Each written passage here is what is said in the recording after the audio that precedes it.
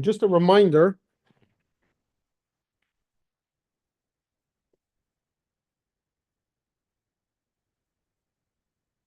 Just a reminder about the dates that we will, God willing, meet next week. And then we'll break for the 22nd and the 29th. And Tuesday nights as well. Is that Purim ready? No, Purim We is passed, 2 months. oh, that's right, that's a long time from now. So is there, you're gonna be gone? I'll be the 21st and the 21st I'll be in New York, just for a day, but I'm not coming back till late morning on Wednesday. And the following week is the kids' winter break, so we're probably, it looks like, going to Portland. We'll see. Portland? Maine, to Starnes, to grandparents. Oh, Maine. I'm sorry. Well, if we were going based on that, we probably wouldn't go. January isn't the best time to assume the weather will be permitting. We're going to book flights. So we got cheap tickets. Hopefully we're going to get cheap tickets. And I go, assuming it all works out. It's in God's hands. You always drive. Yeah, but so January I wouldn't drive. I wouldn't plan a road trip to Maine back and forth in January, especially if I only have a week. Yeah, It's only a week. a couple of days. Well, they have off from officially from Monday to Sunday. Oh, that's a whole week. But if I would drive, I'd either have to leave before Shabbos or come back after school. They'd have to miss a day or two at the beginning or the end. How was the month 37? No, you missed last week. Oh, that's why. Okay. Yeah. A big ground. Or maybe you missed the last 2 weeks. No, it wasn't much last week. I'm just finished the chapter. 38. Yeah. 520. Okay. I apologize on the recording for this delayed start. Okay. So I want to share with you 2 stories that will sort of introduce to us the thrust of the next, let's say 3 chapters or so, 38, 39, 40. Although really we're beginning now, or we're continuing on a 15 chapter discussion about that we began a few weeks ago. We'll get to that in a moment. So 2 short stories about someone praying the Amida, or which, just to get something, so you come to shul, you could sit for an hour, a half hour, 45 minutes, an hour and a half in daven. You know what daven means, right? Yeah. Daven. So davening is a biblical commandment to pray, to daven. However, there is no prescription in the Torah of what that means or what that looks like. Oh. It doesn't say in the Torah you go to shul 3 times a day and daven. It doesn't even say daven 3 times a day. So how did davening turn into the way it is today? So this is a rabbinic enactment that started after the destruction of the temple in order to preserve the memory, so to speak, of the 2 or the daily sacrifices. So they instituted we should daven 3 times a day, and they prescribed certain blessings in the Amida that should be said in those prayers. However, just because prayer was sort of designed by the sages, that was just the format. But when you speak to God and ask God for something, that's biblical. Okay? So if you're at the red light and you're rushing somewhere and you're praying to God to turn the light green, you have just fulfilled a biblical commandment. You could have just gotten upset at the city for making the light so annoying, or for designing the roads in such a way that there's so much traffic. Instead, you chose to pray to God and hope that God helps you. This is the biblical commandment of prayer. However, if the rabbis wouldn't have come in and made a prescription of how to pray, most people would, if there isn't a set time to pray, some people would pray, some people wouldn't. This is why women were not obligated in prayer. One of the reasons women are not obligated in prayer is because women naturally will pray. Really? Perhaps today it's slightly different because women are in the world. Traditionally, women were at home with the kids. They were focused on the more spiritual elements of life. They weren't bogged down by the nitty-gritty. They didn't worry about where they're going to get food from, etc. The husbands took care of that, protected them and provided, right? They were more spiritually oriented. They're more in tune with praying when they need something. The man who's out in the field hustling, making a living, can get lost and think he's making the living, he's in charge, he's running things. So he needs the daily reminder 3 times to pray. However, a woman is also obligated by Torah to pray. When she needs something, she has a biblical obligation to pray. Okay? However, the rabbinic prescription for the mitzvah of prayer is just the Amidah. So that's about 3, 4, 5 minutes, 3 times a day. Now, there is another biblical commandment to say the Shema. So the rabbis attach that to prayer. Once you're going to get up and get dressed and talk to God, we'll do the morning Shema and the morning prayers, the evening Shema and the evening prayers. And then the rabbis added blessings to the Shema. And then they added other things and attachments to it. But when you say you come to shul for an hour and a half of prayer, sure, it's all part of prayer. But if you say everything besides the Amidah, you haven't prayed, because everything else is not asking God for things. The Amidah is asking God for something. If you said the Amidah and you didn't say anything else, you prayed. Okay? So it's the most important. The Amidah That's is, Shema. well, the Shema is a biblical mitzvah. Oh, But it doesn't have to be done in the format of prayer. You could wake up in the morning, wash your hands, and say the Shema, and you did the mitzvah. I do that, actually. I don't wait to pray to say the Shema. I say the Shema as soon as I get up. And then later I say it again in the context of prayer. Okay. Now, what happens when you wake up every morning and you say the same exact things? You say the same pages, which I do. 20, 30, 40, 50, 60, 70 years. Sometimes your mind starts wandering and thinks about other things. You're not thinking about what you're saying. Now, the Amidah is 45 minutes into the prayer. By that time, you could be in a different world. They tell a joke of a Jew. He once got in trouble with his landlord. Then it was called like a paritz. A paritz was a squire. They owned land, and the Jews would rent like the rights for fishing, or the windmill, or the tavern, or the logging, or the planting. They would rent rights.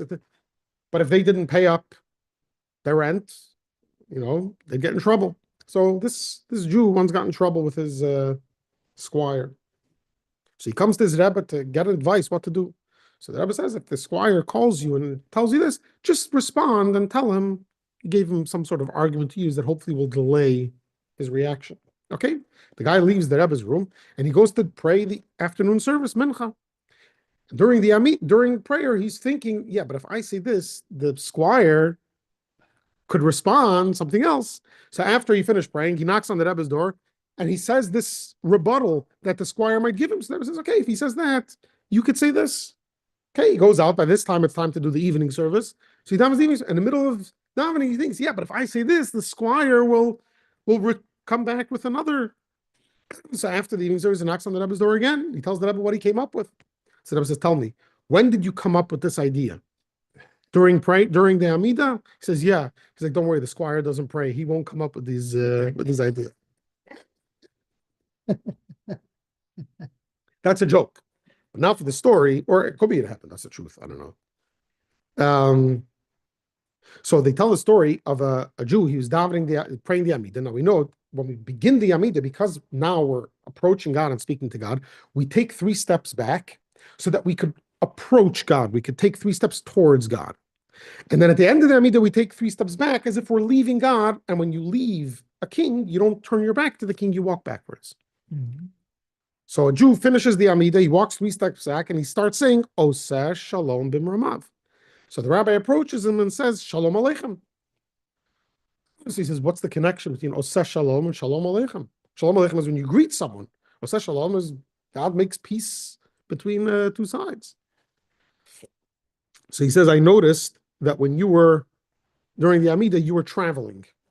Your mind was in one part of the world, and this is like, there's a traveler's prayer. In the Siddur, we have a traveler's prayer. So it looked like you were saying a traveler's prayer. You were saying the words, but your mind was elsewhere. You were on your phone. You were looking at the stock market. You're looking at the weather here, at the flight there. You were in a different world. So when you took 3 steps back, it looks like you landed back here. So I'm saying Shalom Aleichem, welcome. That's one extreme. Okay, so the guy said the words, but his mind was elsewhere. He didn't realize what he was saying. On the other extreme, we have a story of the Baal Shem Tov. It's a famous story of the Baal Shem Tov, where Baal Shem Tov was praying Yom Kippur in his synagogue, and a simple Jew from one of the villages came in to pray, but he didn't know how to pray. He didn't know how to read. He held the book upside down. He didn't know what he was doing.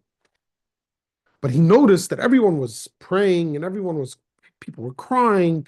It was a very intense emotional experience. And the more they were praying and the more he wasn't able to pray, it was eating him up alive, that he couldn't. He didn't know what to do. And in a moment of desperation, of wanting to connect to God and not knowing how to, he sounded the sound of a rooster. He came from a farm. That's the sound he knew. That was the sound in his head. That was the sound he made right away. Some of the henchmen in the shul came to throw him out. What is this? Making rooster sounds in the middle of the Yom Kippur Amida? And Baal Shem Tov stopped him. Baal Shem Tov said, his kukuriku dispelled the decrees that us, through our prayers, we couldn't get rid of. Because it came from a very sincere, very pure, deep place in this person's heart. However, he didn't say the words of prayer. He didn't actually say the words of the Amidah. So now we have two extremes.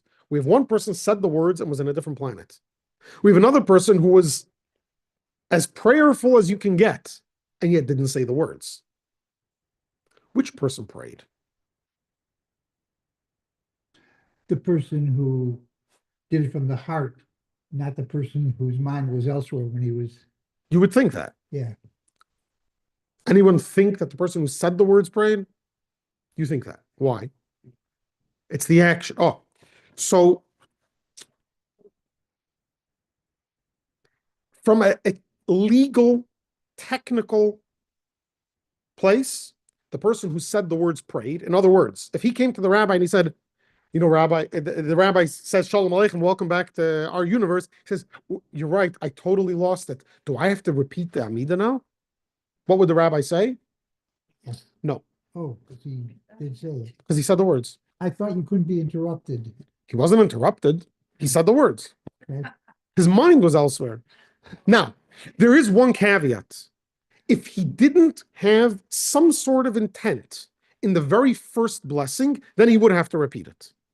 Okay. However, most people, when they start the Amidah, for the first few seconds, they're there, and then their mind drifts off. So for the first few seconds, if you're there, you don't have to repeat it. Whereas if the Jew who said the kukuriku sound, if he came to the rabbi and said, Rabbi, I'm sorry for making such a sound, I just didn't know how to pray. The rabbi says, come, I'll show you how to pray. And he gives him a transliterated or translation. The rabbi would say, now go and pray. Now go and say the Amidah. So from a legal perspective, as we spoke at the beginning, there's a legal definition of prayer when you need something to ask God. That has to be verbalized. So much so that the rabbis actually made a prescription. They made a whole prayer book. So that, because if I ask you, come to synagogue and make up a prayer, but verbalize it, you'd feel very uncomfortable. In your heart, it's easy to pray. But if you had to get up in front of a congregation and lead a prayer and you had to make up the prayer, you'd feel very uncomfortable doing that. First of all, in Hebrew, you probably wouldn't know how to make a prayer in Hebrew. Even someone like me who knows Hebrew, I probably would feel uncomfortable to compose a prayer in Hebrew. But even in English, how comfortable would you feel composing a prayer on the spot and sharing it with everyone? It may not be something everyone's willing to do. So the rabbis made a prescription to make our life easier, that we should have something ready on our lips. But what we should be thinking every day could be unique. Every day should be unique. We shouldn't just be saying words like a robot. But it has to be said. So the guy who said the words but wasn't there, he did the mitzvah of prayer.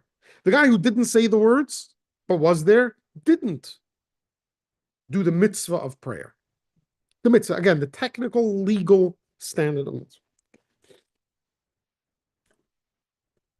So now, after the last 3 chapters, where we spoke about the purpose of creation And in extension, the purpose of us and what we're supposed to be doing and thinking and our objective in this world is to make a dwelling place for God, not up there in heaven, but down here in this physical world.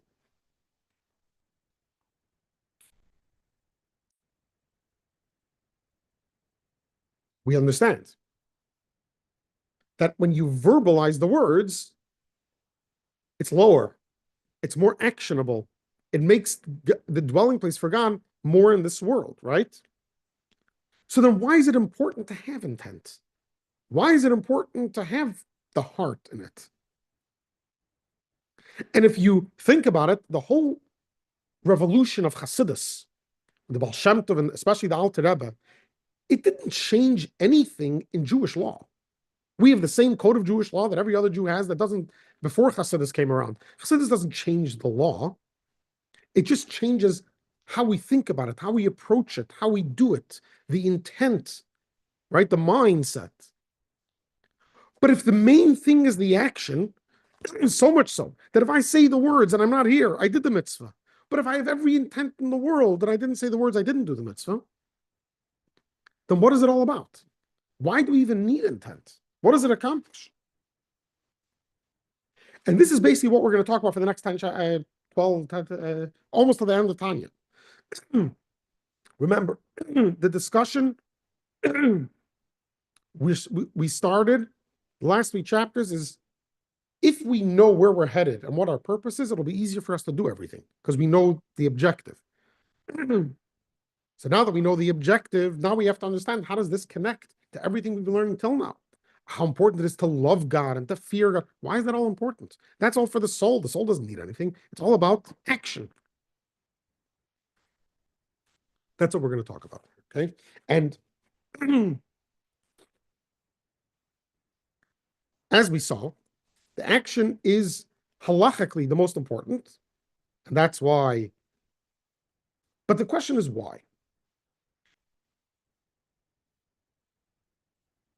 Okay, let's look a little inside. Let's read a little bit, begin here. But the Alter Rebbe basically starts off chapter 38, page 528 in the lessons in Tanya. It says, in light of all that has been said above, in other words, now that we learned the last 3 chapters, what did we say in the last 3 chapters concerning the particular virtue of mitzvot performed in action and speech?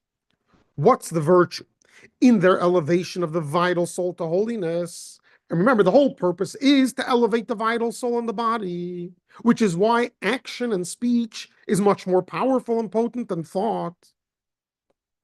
So we'll clearly understand the halachic decision expressly stated in the Talmud and the codes that meditation is not valid in lieu of verbal articulation. So obviously you should do both. You should pray and have in mind what you're doing. But if for whatever reason you can't do both, let's say you have 2 options. You can either stand in a marketplace where you can't stand straight. People are coming all over and you're in danger. You have to be aware of what's going on and say the words. Let's give an example. Somehow you're stuck there all day and you don't have another opportunity.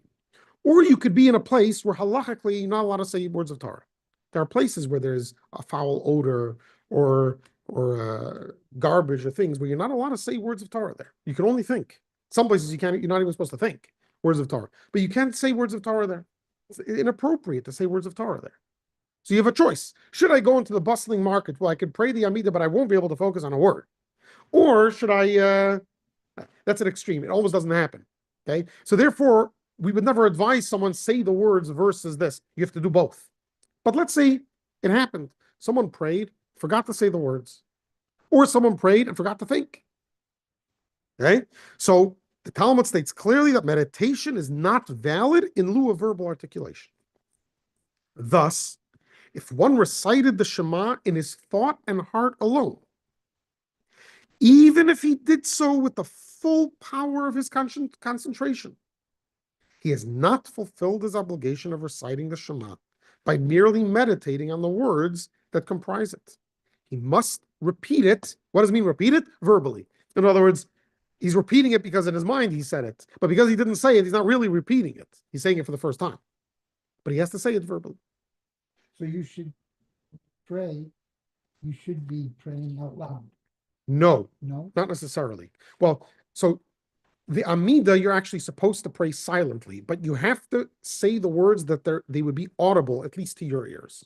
They should not be loud. We learned this from the Haftarah on Rosh Hashanah on your birthday. The Haftarah, the first day of Rosh Hashanah is, no, not your birthday. I'm mixing you up with Jack. You have a yard site in Rosh Hashanah, right? Do you have a yard site in Rosh Hashanah? Yeah. Your dad's yard site, Rosh Hashanah. So we learned from Chana. Chana prayed in the temple, right? She prayed for a son, and she prayed silently. The high priest thought she was a drunk because who talks in a non-verbal way? Who talks to themselves? And when she explained that she was praying to God and she's pouring out her heart, so he blessed her. But we learned from there that prayer should be done silently. So leading up to the Amida, if you go to shuls, leading up to the Amida, it's loud. They're getting excited about the prayer. But when you're standing in front of God, talking to God in the Amida, it's quiet. You can hear a pin drop. But you're still supposed to But you have to say each verbalize. You word. have to verbalize and articulate each Right. word. Where some people, I guess, they've done it so much, they go. Have they? Well, it's much easier to say the words that way. It leaves a lot to. It gets harder to concentrate when you know how to say the words so fast. It gets harder to concentrate. Okay, we'll talk about many different levels of intent, whether it's a general intent, a particular intent.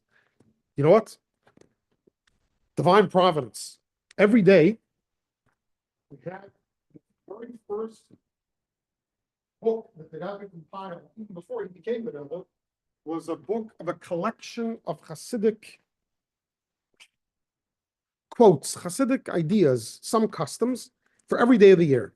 And every day we study. Today, I'll read to you today's Hayom Yom. It's called from day to day. Today's Hayom Yom, the 8th of Tevis.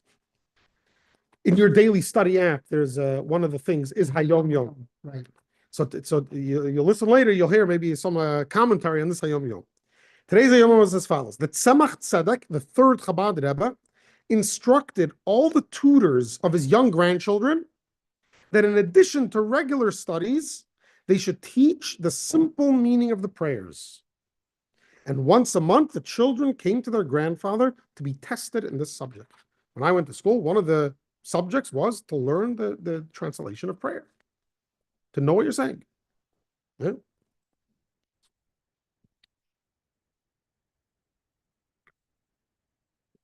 I was answering your question or something, right? But I'm saying something. Okay. yeah, verbalization. Oh, verbalization, yes. So it has to be verbalized, yes. Saying when you have to verbalize. I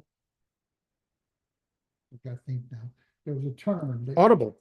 No, But it should only be audible to you and not to the people standing next to you. By the Amida, that's the law. It should be audible to you, not to the people standing next to you, which is very different. It's very anyhow. But you'll notice, you go to a big shul, up until the Amida, it's loud. The Amida, quiet, not a sound. The same is true of the blessing after meals, which is ordained by the Torah. That what? It has to be verbalized. It's not enough to look at the words to have intent. And similarly, with other blessings, although they are merely rabbinic in origin, whereas prayer and grace after meals is biblical, blessings we make before food or the Shema or other blessings, they're rabbinic. Now, the rabbis made the blessings of prayer, but the prayer is a mitzvah. When you pray, you're doing a mitzvah, a biblical mitzvah. Whereas when you make a blessing on the lulav, the prayer is not a biblical, the Torah says just shake the lulav. The Torah doesn't say make a blessing and shake the lulav. Whereas the Torah does say eat and make a blessing. So blessing, grace after meals is a biblical command. It's the only biblical blessing we have is grace afterwards. Every other blessing we say is rabbinic. Which is why, if you have a doubt, so you're not sure, you forget, did you make the blessing or not? Depends. In general, let's say you forgot if you put on tefillin, or you forgot if you shook the lulav. Do you do it again? So the rule is, if your doubt is in something biblical, then you have to be more stringent. So there's a biblical commandment to shake the lulav on Sukkot. If you don't remember if you did it, you got to do it again because it's a doubt in something biblical. You have to be more strict. But if it's a doubt in something rabbinic, then you don't do it again. So let's say if you forgot, if you made a blessing, you don't say it again. You know why? Because saying a blessing in vain is a problem. Oh, So just to say it for doubt, but if you have a doubt if you did the grace after meals, then you have to say it again because that's biblical. And in a biblical thing, you have to be more strict. so the blessings before you eat certain things, That's all rabbinic. There's no mitzvah. If you come to the rabbi, you say, "Do I have to do the grace after meals? I forgot to make a blessing before I ate." No connection. This is rabbinic. This is biblical. It's not one continuation. And similarly with other blessings, although they are merely rabbinic in origin, and you still have to verbalize them. The rabbinic ordinance was to verbalize it, and so too with prayer. Prayer, you have to verbalize it. Although prayer is a service of the heart, it cannot be confined to the heart, but must be articulated orally. Oh, so much so, he continues, that if, on the other hand, one spoke the words of Shema, prayer, etc., the last paragraph on page 529, but did not concentrate his thought, so you said the words, but your mind was elsewhere, he has post facto fulfilled his obligation. He did it, although he was initially required to concentrate. Yeah, he should have concentrated. And because he did, in fact, fulfill his obligation, he need not repeat them with concentration. Except, what does he have to repeat with concentration? There are two things in prayer you have to repeat with concentration. One is the first verse of Shema. So not all three paragraphs. The first verse of the Shema, you have to have in mind that you are now accepting the yoke of heaven. You're submitting to God. And the first blessing of Shemona Esrei. You know what Shemona Esrei is? The Amida. You know why it's called Shemona Esrei?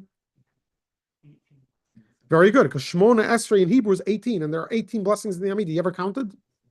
Plus one. There's actually 19 blessings in the Amida. So why is it called 18? Because initially it was instituted as 18 blessings. Later they added another blessing because there were issues, Jews that weren't that were telling on their fellow Jews to the government. So they added another blessing to admonish that practice. But originally it was called, and in religious circles, traditional circles, my kids know it as Shemona Esrei. We don't know. I never knew the word. I mean, I knew what Amida means. Amida means to stand. I never used the term Amida because we stand during prayers a lot. Yeah? Although here you have to stand, but we always refer to it as Shemona Esrei. It is thus written, tractate Brachos, beginning of chapter 2, until here, in other words, until the end of the first verse of Shema, the mitzvah is one of concentration. From here on, the mitzvah consists of recitation, and one has fulfilled his obligation even if he did not concentrate. Why? Why is it that when it comes to prayer, the main thing is the articulation, the verbalization, whereas the concentration doesn't do the mitzvah? This is because the divine soul, who benefits from concentration? The body or the divine soul? How does the body benefit from concentration? The body benefits from verbalization. As long as the body's standing there and saying the word, the body doesn't benefit, so to speak, from who benefits. The person becomes elevated. He thinks more. That's his God. That's his soul. That's not his body. It's his soul. Yeah. But the divine soul does not need to perfect itself through mitzvahs. The divine soul was perfect before it came here. So the purpose of a person's life isn't about perfecting the divine soul, isn't about concentration. Rather, the goal of mitzvot, as we learned the last 3 chapters, is to draw down godly light to perfect the vital soul in the body. And this is accomplished by means of the letters of speech, which the soul utters by means of the 5 organs of verbal articulation. You know what the 5 organs of verbal articulation are? I think the lips, the teeth, the tongue, the throat, and maybe the stomach. There's a certain letters that are articulated that if you don't move your teeth, you can't say them. If you don't move your lips, you can't say them, huh? Maybe the palate. Or that would be the tongue, I think, no? That would be what?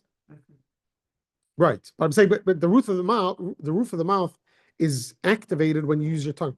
But the diaphragm is.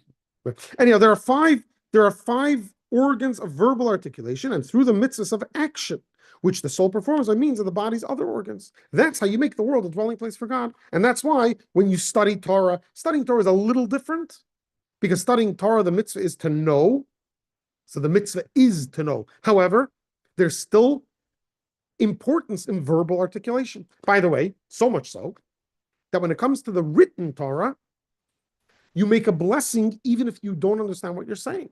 Have you ever gotten on Aliyah? Yeah. Yeah. Do you understand what the person who's reading the Torah is reading? You made a blessing on the Torah before you read it. But you didn't understand the word the Torah said. And yet you made a blessing to study Torah. But you didn't study it. You just said the words. Doesn't matter. Reading the written Torah, you can make a blessing. And that's why people recite Psalms hours a day, even if they're not thinking about what they're saying words of Torah. However, if you open a Talmud and you just read pages without understanding it, that's nothing. Because it's about understanding. The oral Torah is about transmitting the ideas. That you can accomplish through saying the words. There you need to understand. But because I always remember when I was young and we had to say the Amida. Yeah. And I would say to the rabbi, but I don't understand what I'm saying. He says, God does. He understands what you're saying. So that was how he always wrote it off as. So I'll tell you a very similar story. There was once a shul that was looking for a chazan, and there were two candidates. One had a beautiful voice, but he wasn't such a religious, honest. He wasn't. He was doing it for the display to show off his voice to make a few bucks. And then there was another guy who didn't have as magnificent of a voice, but he was a sincere guy who, when he'd get up to pray, he was trying to pray on behalf of the congregation. He wasn't trying to. So there was a debate. Who should they hire? The rabbi said we should hire the sincere guy, the guy who doesn't have such a good voice. So the congregation said, why? If we hire the guy with the beautiful voice, more people will come, more people will get. Our hearts will open up more when we hear the beautiful sounds of the better chazan. So the rabbi said, if God needed your mercy, then we'd want to open your hearts. Then we need the better chazan. You need God's mercy. You don't need the better chazan. You need God's mercy. You need someone who's going to talk to God on your behalf. So in religion, again, in traditional circles, we don't call the chazan. We call the chazan a bal tefillah, the master of prayer. We look for someone who's going to. Although, obviously, the better the voice, the more beautiful it is. You want to get the best of both worlds. But if you can only get one, either the guy with a nicer voice, but doesn't understand what he's saying and, he's not into it, or the guy who's into it and doesn't have such a beautiful voice, you get the second one. That's the one thing I've noticed when we do with Kol Nidre. Yeah. Here, it's just chanted. But I remember growing up, Kol Nidre is what stays in my mind because our chazan, who knew everything because he taught me my bar mitzvah and everything else, but his voice was beyond belief. And I compare each chazan to him because it sounds so fantastic that the windows shook when he would do the Kol Nidre. If someone wants to donate $5,000-$10,000, I'll get a beautiful chazan. In the shul we're in, you're going to settle for something that at least Big Chabad where they have. Some. Do they have chazans then Sure. that do? If I had the budget, I can hire someone. I can hire a professional chazan, someone who does it for the sure. But there's always the chazan that would teach us our bar mitzvah. Okay, till here, we made it sound like the main thing is words. Forget about intent. Forget about concentration. However, we know that is a big part of prayer. We just quoted before, the service of the heart is prayer. We know we have to concentrate during prayer. So where does concentration come in? This is going to be the subject of the next 10 chapters, almost, is how we're kavana, where intent or concentration or understanding comes in, and how it relates to this balance between action or speech, in this case, in the case of prayer, and kavana. But really, every mitzvah has kavana. When you wrap tefillin, there's a kavana. When you shake the lulav, there's a kavana. It's not just the verbal mitzvah of prayer that has kavana. Even actionable mitzvah. Tzedakah, someone asks you for money. You could give it, even though you don't want to. You could give it with your whole heart. That's kavana. You can give it because you want to help the other person. You can give it because you want to make yourself a better name. right? There's a lot of kavana that can go into every mitzvah. So where does that come into? If we're putting the whole focus on the action, where does kavana come in? So generally speaking, we spoke about the last couple of weeks that everything is relative. So in everything, there is the spirit and there's the physical, there's the material. Yeah. So let's say, for example, the mitzvah compared to Torah is like the body and the soul, right? Because the mitzvah is more physical, the Torah is more spiritual. Within the Torah, you have the esoteric, the mystical parts of Torah, which is more the soul, and then you have the practical part of Torah, which is more the body, yeah? And even in the mitzvahs, you have some mitzvahs like wrapping tefillin that's more body, and then you have prayer. It's a mitzvah, but it's more soul, yeah? You know, when they tefillin, there's the one prayer, but that's nothing. Then it's the Shema, Yeah. but it's only the first paragraph of the Shema. But it's really the second paragraph talks about tefillin. No, well, they both have the same verse. The first and the second paragraph both have yeah. So we say all three. You should say all three paragraphs. Okay, because I was just thinking. No, we should say all three paragraphs as part of the mitzvah of Shema. Yeah, it's part of the mitzvah of Shema, nothing to do with tefillin. It's part of the mitzvah of Shema. You all know the story of Korach, rebelled against Moses in the desert. Okay, what was the thought process behind his rebellion? He didn't recognize that Moses took them out of Egypt and gave him the Torah. What was he thinking? So if you read the verses and you read Rashi, you'll see that there was sort of a theological or ideological debate going on. Korach came to Moses and he said, "What makes you so much more special than the rest of us? We all heard God speak at Sinai. God gave us all the Torah. What makes you more special than us?" And if you think about it, from a mitzvah perspective, from an action perspective, what's the difference between Moses laying tefillin and me laying tefillin? Is there a difference? Well, again, because we're talking about the importance of the verbalization of the action as opposed to the intent. What differentiates me and Moses? The action or the intent? Okay, there's a lot that differentiates me. We're just saying, this is purely The same, no matter the action is the same. When you do an action, there's nothing that differentiates any Jew doing the same mitzvah, right? So Korach says, if the main thing is action, then what's the difference between one and the other? What makes you better than us? So what did Moshe say?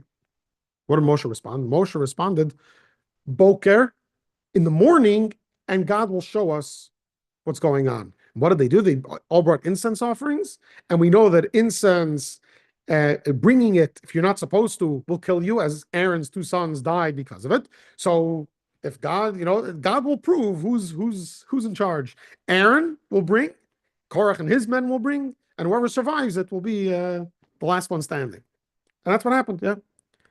So Chassidus explains, what does it mean, Boker, in the morning? Why didn't they do it at night? Boker, when it'll be illuminated. In other words, yeah, if everyone in the shul does the mitzvah at the same time, it all looks the same. But if somehow you were able to put on glasses or turn on the light and see inside everyone's souls, what would you see? Perhaps very different mitzvahs. However, the mitzvah itself doesn't change. Something very important about the mitzvah, about the soul of the mitzvah, changes from person to person, or within the person from day to day, depending on how you're doing the mitzvah.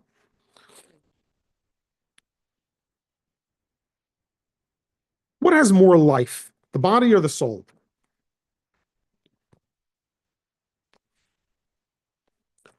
Does a body have life without the soul? if you have the animal soul, you have life. Let's say it doesn't have the animal soul. The person's dead. Does it have life? Does it have life? I think so. It does, just not a human life. Just like everything in the world has a soul, right? Everything in the world, even a stone, has a spark of God in it. But it's not a living spark. It's not a living, the inanimate object doesn't become a living thing, doesn't move, doesn't grow. If the body would have absolutely no soul, the body would disappear, wouldn't exist. If there isn't a word of God in this, if there isn't the spark of God on this table, sustaining it, making it exist, it wouldn't be here. If God wanted to get rid of the world, he wouldn't have to burn it down or destroy it. You know what he would do? Take the soul. He would just stop creating it. Oh, okay. Because he creates a continuous. Yeah, it's like a fire. A fire needs continuous oxygen, right? The minute you suffocate it, what happens? It just stops being a fire. You didn't touch the fire, you didn't do anything. You didn't blow it, you didn't touch it, you didn't do anything. You just took out its life. At the moment God stops creating the world, we're gone. He doesn't have to do anything. He just has to stop what he's doing. The example that's given is throwing a stone up. When you throw a stone up in the air, how far will it go up? Depends how much energy you put into the stone. When does the stone stop going up and start coming down? The minute your energy is gone. So as long as God is creating the world, therefore, if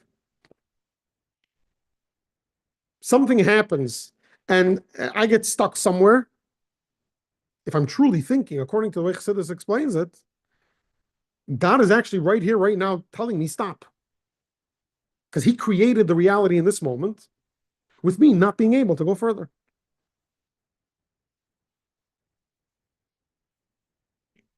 And that's why when you get upset at someone for getting in your way, it's like serving idols. I put in the email last week, I think 2 weeks ago. It says in the Talmud, but someone who gets angry, it's as if they worshipped idols. Why? Because when you get angry at someone, you're assuming that they got in your way. But how did God let them get in your way? You know how many other people have tried to get in your way and didn't succeed? There are people, to take an extreme example, there are people that are shot with a gun from very close range and the person misses them. Then there are people that shot from very far away and they're hit. It's not a given. If God doesn't want this person to be hit, he won't be hit. Right? So when something happens to you, if you get upset at another human being, you're giving the other human being powers that only God has. That's idols. That's idol worship. Now, you won't be stoned for it. Okay? Because you didn't actually bow down and worship the idols, but the Talmud says it's comparable. It's comparable by giving power to something other than God. So there should never be anger. There shouldn't. However, God created us. So we have work to do. But so we have to work on ourselves. We have to work on ourselves. It takes time. Sometimes, no matter how long you work on it, there will always be times you fall. But the more you think about it, the easier it'll be to get out of your anger. The easier it'll be to confront. Right? Sometimes you could sit in the anger and stew in it for hours, for days. Try to minimize that time. Why should you be worshiping idols for days if you can do it for hours? Get yourself out of that funk by realizing it's God that did this to me. This is what we learned from Joseph, right?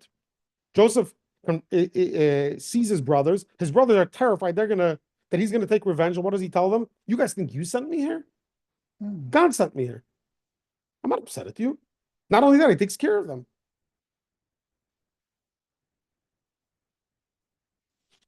So the body also has life, even without the soul. But it's very different life. A body without a soul, a body that dies, which has a soul, but not the soul that gives it life. It'll never grow. It'll never expand. It'll never move.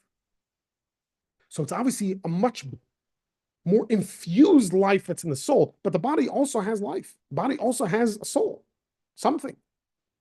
Let's look at this inside. Yet never. Now he's explaining why do we need intent? If the main thing is remember, why do we need intent? If the main thing is the words, why do we need intent? Yet nevertheless, it has been said, page 532. Yet nevertheless, it has been said that prayer or any other blessing said without kavanah is like a body without a soul. Now, this comparison of the words of prayer to a body and of kavanah to its soul means as follows. It doesn't mean that a body without a soul is alive or dead. It's dead. So we say prayer without kavanah is like a body without a soul. So do you have to repeat the prayer? Well, if it's dead, you should have to repeat it. But you don't have to repeat it. Why? Because it's not dead. It doesn't mean dead. We're saying it's not as alive as the soul is. But the body still has life. Just as all the creatures of this world, possessing a body and a soul. Meaning, the nefesh of every living being, no, we're not talking about stones, we're talking about every living thing, has a body and a soul. the ruach of all flesh, and the neshama of all that has the breath of life in its nostrils among all living creatures, not just humans, animals as well. God animates them all and creates them constantly out of nothingness by the light and the vitality which he bestows upon them. In other words, upon both the soul and the body. And in support of his contention that the body too has a godly life force, aside from the soul, the Alter Rebbe adds parenthetically. So in other words, the Alter Rebbe is saying that even before the soul enters the body has a soul, some sort of godly light that allows it to exist. It doesn't allow it to live, but it allows it to exist, just like a stone has a soul. It doesn't have an animal soul, it has a stone soul. Yeah? What's his proof? For even the material body, and furthermore, even the very stones and earth, which are absolutely inanimate, lacking even the sign of life found in plant life, in other words, growth, and a body that's dead is the same thing, even the totally inanimate being has within it light and vitality from God. What type of light? So that it should not revert to naught and nothingness as it was before it was created. So it has just enough light to make it exist, but not enough light to make it move, to make it grow, to make it think, to make it feel. But it does have life. It exists. However, no one's going to think that just because the body that's dead has life and exists, that makes it alive, or that makes it similar to a body with the soul. Everyone knows that's called a dead body. This is called a live person. Huh? That's what he continues. The Alter Rebbe now concludes the sentence begun earlier. Just as in all the creatures of this world possessing a body and a soul, there is nevertheless, in other words, despite the fact that body and soul are alike, in that they both contain a divine life force, there is nevertheless no comparison or similarity between the quality of the light and life force radiating in the body and the light and life force radiating in the neshama, which is the soul of every living thing. Yeah? So therefore, sure, halachically, legally, practically, you need to say the words. But could you imagine how much different your words would be if they actually had a soul to them and they weren't just, so to speak, living words just because by the mere fact that they exist, but they actually had intent? It's a whole different world. But at the end of the day, if you have an neshama without a body, you have any life? You've got nothing. If you have a body without a soul, you've got a body. You've got a person.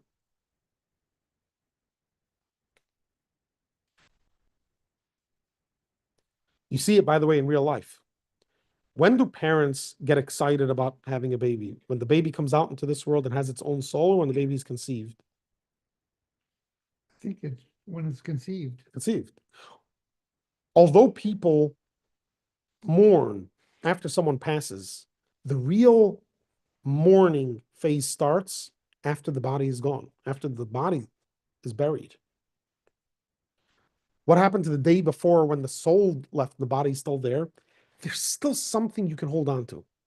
There's still something there that either deludes you into thinking this can be reversed, this is impermanent, whatever it does psychologically, as long as there's a body, there's something to hold on to.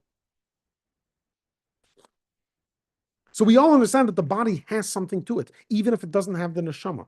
It still has some sort of life. But no one's going to think, no one would say, I'd rather have a soul without a body than a body without a soul. Well, you can't have a soul without a body, can you? After the person's buried, now you have a soul without a body. Oh, okay. Now, afterwards, people come to terms with it, and you learn to engage with this soul even though there's no body. But before the person's buried, you don't want to let go of the body. Why not? Let go of the body, then you have the soul not limited to the body. Yeah, but we don't want to let go. You can't see the soul. So therefore, prayer, you got to say the words. Of course, we want a living prayer. You want a soul.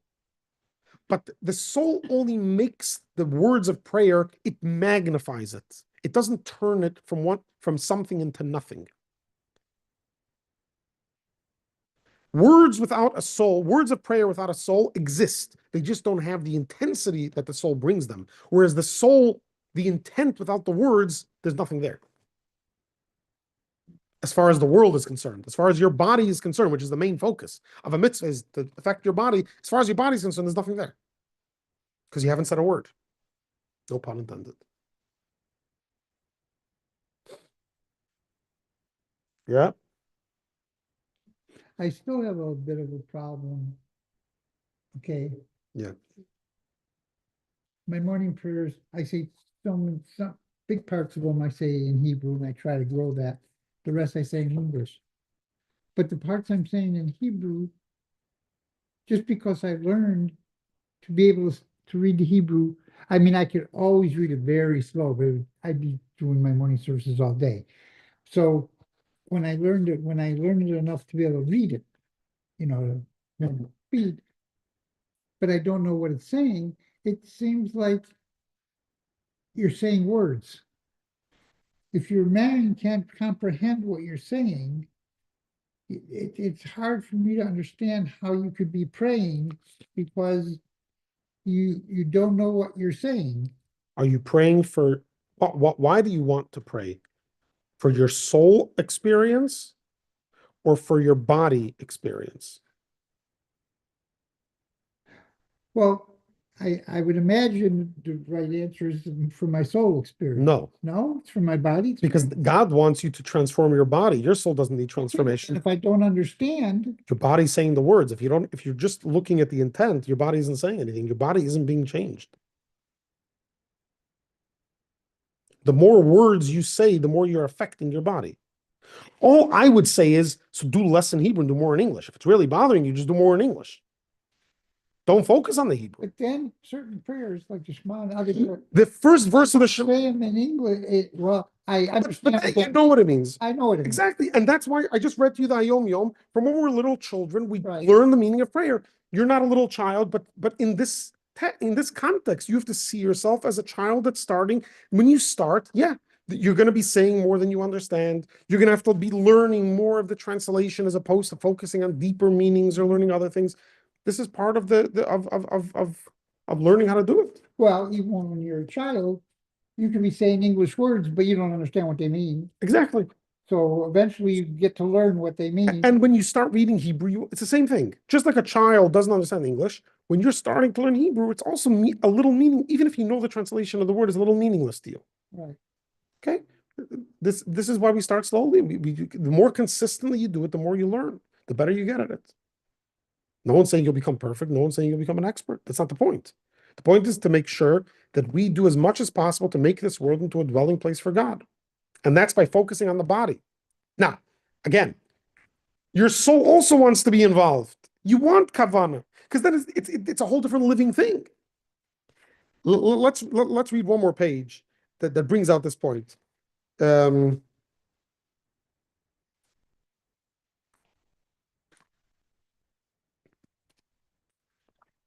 Yeah, let's just read a little more time. We'll read another almost 2 pages here, because it's all in the same vein. Think about an electric outlet. You have an electric outlet. Okay, this TV I doubt takes much energy or electricity from the electric outlet. If you put on a food processor, it would probably take much more energy. Do you see when you look at the food processor, you look at the TV? Do you see the difference in the amount of electricity it's taking? No, but you know they both take electricity. The body and the soul is the same way. You look at the body, you know there's a soul there because it exists. You look at the soul, you know there's a soul there because it exists. But the intensity of the godly energy in the body or the soul is vastly different. And that's why you'd never want to have words without a soul. You'd always want to have a soul because who would want words that have such little energy? But to say that they have no energy is incorrect. And that's why if you say the words, you did the mitzvah because there is some godly energy there. You did do something. That's the idea. Okay, let's continue. True, in terms of the concealment of countenance. In other words, the degree to which the countenance, which is the inner aspect of the divine life force, is concealed. Okay, so the light is concealed, but the light, in other words, the divine creative life force is the same in both body and soul. It is, in other words, it's concealed equally in both. If you look at a body, you don't see God. Even if you look at someone's soul, you don't see God necessarily. And the garments in which the light hides or conceals and clothes itself are identical in the body and the soul. Where does the soul of the body clothe itself? In the body. Where does the soul clothe itself? In the body. They're both clothed in the body. So from a human perspective, they both look the same. For both body and soul are of this world, where throughout the world and all its creatures, spiritual as well as physical, the light and life force issuing from the breath of God's mouth are equally concealed. You can't see it. By concealment of the countenance and by the descent of the life force from level to level, by means of numerous powerful tzimtzumim, contractions, to the various levels constituting the chain-like succession of worlds, finally clothing itself in klipot noga, in order to give life to the totality of this material world. So the soul, even though it's a divine light, comes into this world and is totally concealed. No matter which soul you're talking about, the soul of a human, the soul of a stone, it's all, you look at a human, you don't see God more than you look at a stone.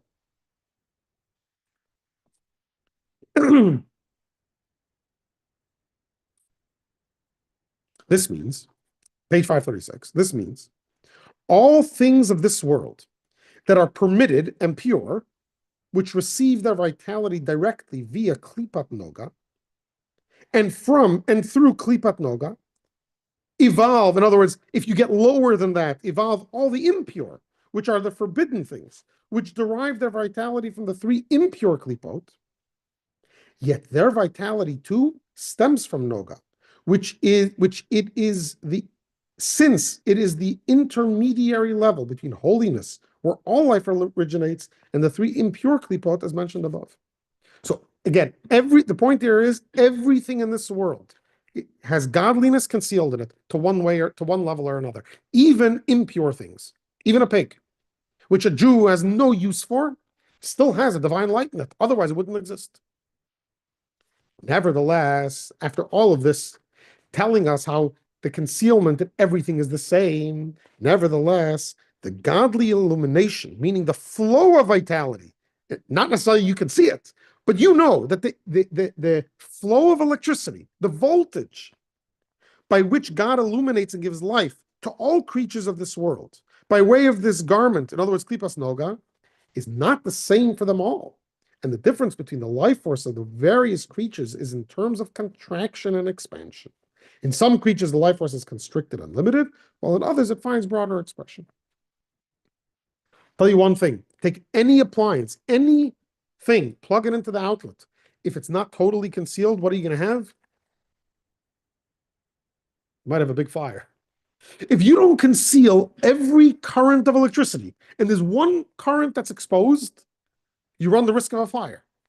It's all concealed. Once it's concealed, you don't know the difference between one and the next. But if you look at a television, and you look at a food processor, you look at a convection oven, you know there's a very big difference in the flow of electric in this thing and this thing. You look at a person, you look at an animal, you look at a tree, and you look at a stone, you know there's a very different voltage of God's energy in each one of these things. But does that mean the stone doesn't have electricity? Of course it does. The words of prayer, they have divine electricity. But would you want 2 volts or do you want 20 volts? Or watts or whatever it is. Do you want a little bit of energy or do you want a soul, like a living human being, full of energy? Of course we want the intent. And that's what takes the words and makes them alive. Not that words without energy are dead, but they're like dead. They're dead-like. Bottom line is, in today's lesson, is that prayer needs both. It needs words and it needs concentration. Without words, you've got no prayer. Without concentration, you've got a dead-like prayer.